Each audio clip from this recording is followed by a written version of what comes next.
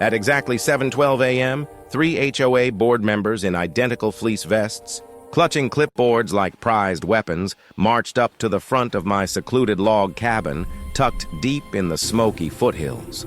Without a word, they slapped a laminated citation onto the pine door like a battle flag, and proudly took a group selfie as if they'd just captured bin Laden himself.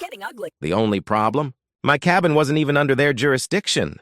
In fact, it wasn't in their county. My name's Dustin Harrow. I'm 44, a quiet software engineer who ran from the noise and nonsense of HOA Estates in suburban Tennessee to claim a peaceful off-grid life 2 hours away. No Wi-Fi, no HOA breathing down my neck, just a wood-burning stove and a trout creek running past my land. I really believed I'd left the madness of suburban politics far behind when I bought that little slice of mountain paradise. Turns out, I was dead wrong. Back in HOA Estates, the HOA was ruled with an iron grip by Tamara CVY, a platinum blonde dictator in pearls with a personal crusade against uninvolved homeowners. I'd made the cardinal sin of dropping out of HOA Zoom calls after sitting through a 4-hour debate about mailbox glossiness. That single act apparently painted a target on my back. The harassment began quietly, with letters. The first one arrived on a Tuesday certified mail. Tamara accused me of illegal detachment from community oversight and claimed my off-grid cabin violated aesthetic unity protocols. I responded politely but firmly, explaining that the cabin wasn't even part of HOA Estates. Tamara fired back by slapping me with $500 per week in fines for non-compliance with visual expectations. I laughed. Who in their right mind would try to fine someone for a property they didn't even govern? Then things got weird. My neighbor Jerry Blandon called one afternoon, half amused and half alarmed. He'd spotted Tamara's husband, Roger, hovering a drone over my property line from the public road to spy on my cabin. Another neighbor, Sarah Hutchinson, later caught Tamara herself. Yes, Tamara, photographing my compost bin and muttering about feral landscaping. The woman had actually driven 2 hours into the mountains just to photograph my vegetable garden. The stunt escalated when I opened a thick legal envelope from the HOA's law firm. Inside was a lien notice against my actual townhouse back in HOA Estates. It claimed I owed $30,000 in unpaid HOA fees tied to off-site structures. My hands shook as I read it. They were actually trying to seize my real home for a cabin that had nothing to do with their HOA. That's when I called Clive Hennings, a retired JAG officer turned property lawyer. When I showed him the so-called jurisdiction map they'd attached, he nearly fell out of his chair laughing. Someone had literally taken a black Sharpie to the boundary map, crudely extending it to swallow my cabin property. It looked like something a bored kid would doodle. Clive immediately filed a countersuit for harassment, fraudulent lien placement, and trespassing. Cease and desist letters were sent to every board member. But Tamara didn't back off. She doubled down. Soon, I was receiving daily violation notices for everything from unauthorized wildlife feeding, because of my bird feeders too, improper waste management, for my perfectly legal septic system.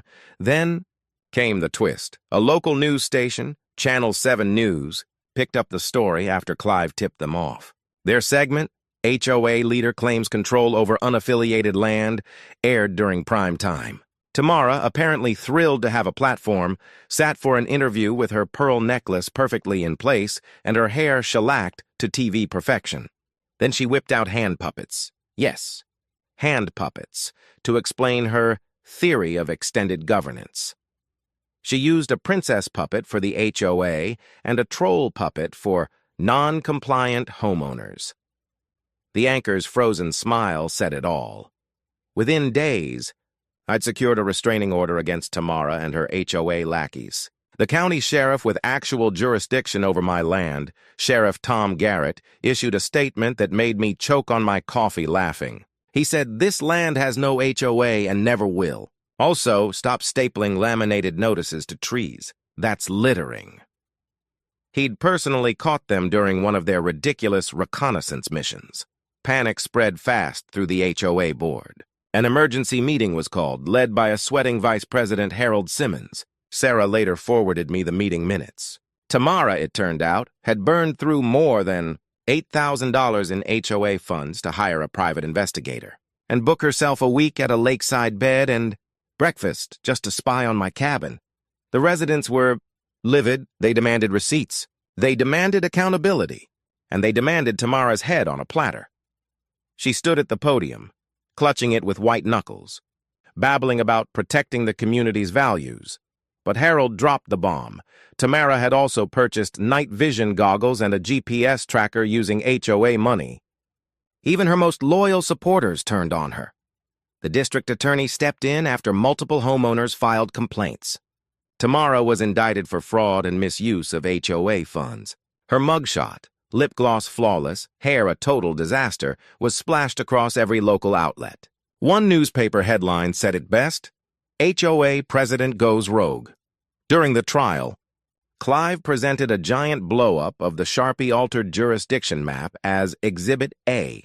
The entire courtroom broke into laughter when he pointed to the pirate-style X. Tamara had drawn over my cabin like it was buried treasure. The judge had to call for order 3 separate times. The prosecutor, Ada Rebecca Morrison, was relentless. She unveiled evidence that Tamara had formed a secret Facebook group called HOA Enforcement Squad, recruiting 43 volunteers to take turns driving out to the mountains to photograph my property.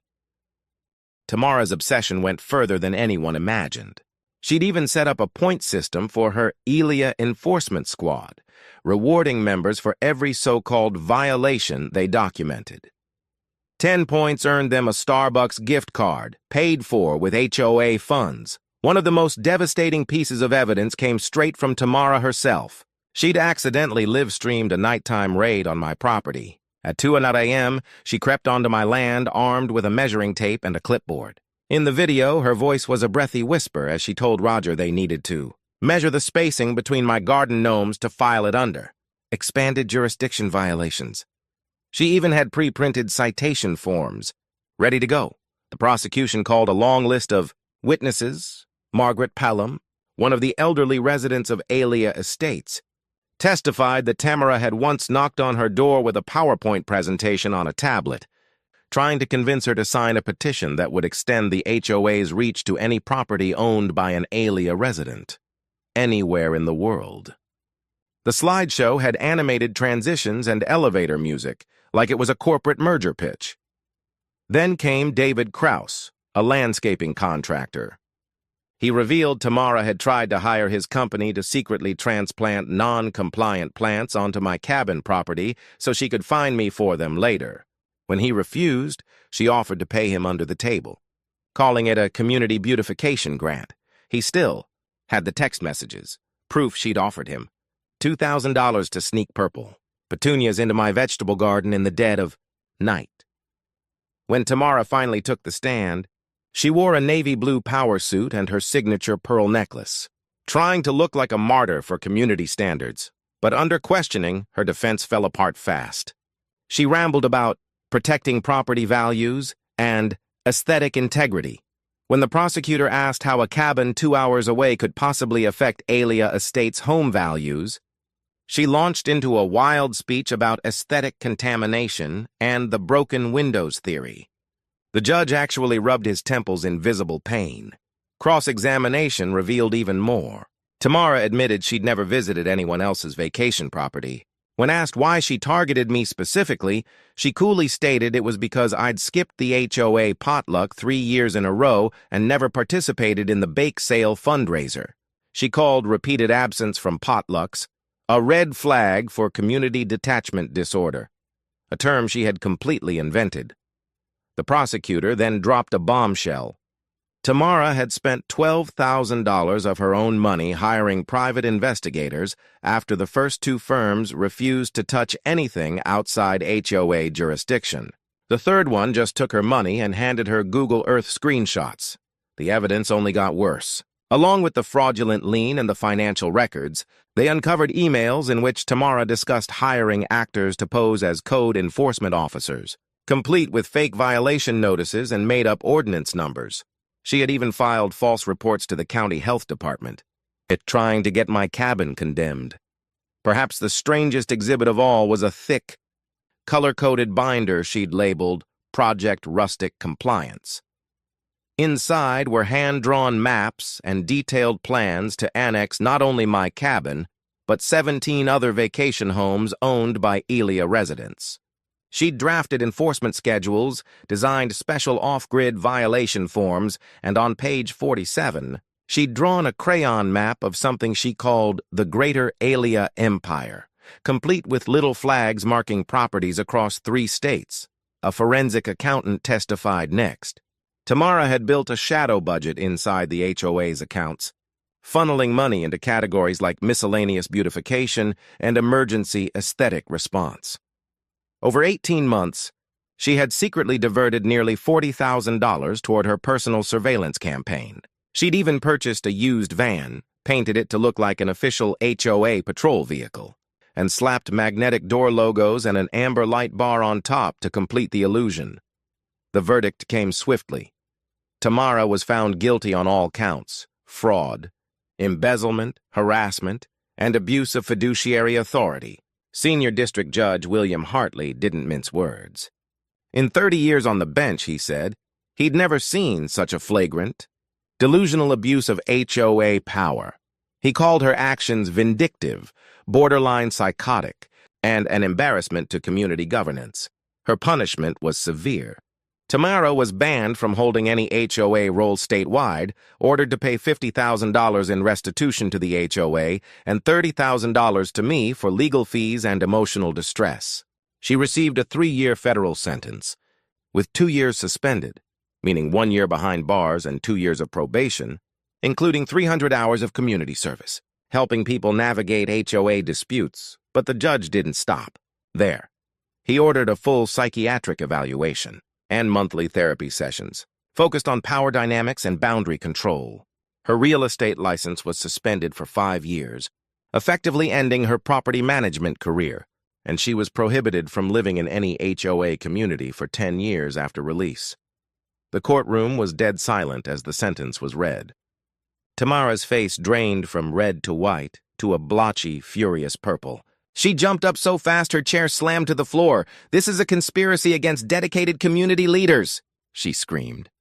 "You don't understand the importance of aesthetic continuity." As bailiffs advanced, she snatched her oversized purse and hurled her HOA president's gavel at the prosecutor, missing by a wide margin. 2 officers escorted her out as she shrieked about uniform mailbox heights and crumbling community values.